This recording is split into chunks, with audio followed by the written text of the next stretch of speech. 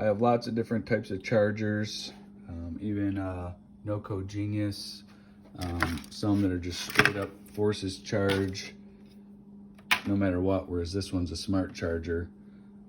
Sometimes they're so smart they're dumb, they won't work. Well, anyway, once I charged the batteries as much as I possibly could with all of those products, my result, this is a smaller battery tester.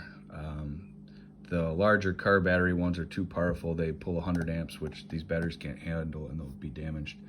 So I tested this one yesterday.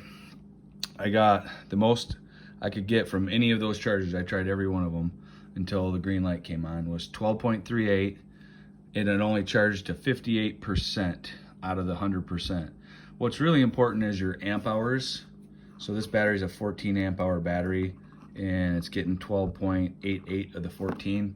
So that means when a load is applied to the battery, you know, it's still a good battery. The percentage is just, you know, like kind of how full your tank is. But anyway, that's as best as I could do. Well, I got this Noco Genius charger. This is a Noco Genius 5. It says 5 right under there. So you can actually rehabilitate batteries. It doesn't always work, but we just did one here. I think it was, yeah, this one, I was down in like the 60%. I did it and I got it up to 100%.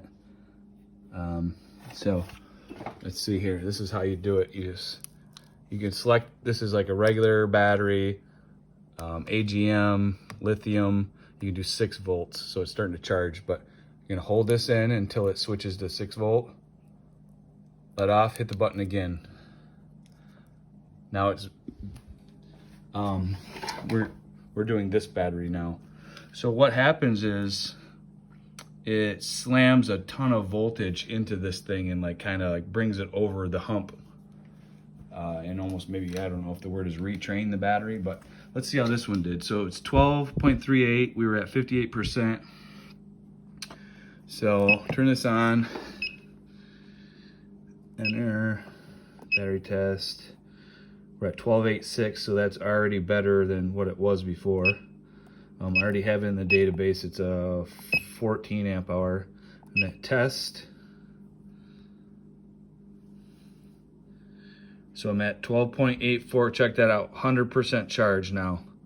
11.78, which see, we lost a little bit of amp hour, but we got it up to the full charge now. So this battery was like less than 60% capacity. Now it's at 100% capacity. All from that charger, pretty cool. So now I can change all these specs. This battery is good. Now, if this amp hour here was low, even if that was 100, if this was lower to a certain percentage of what this is a 14 amp hour.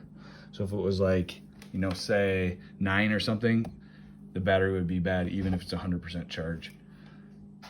So anyway, that's how you can fix a battery.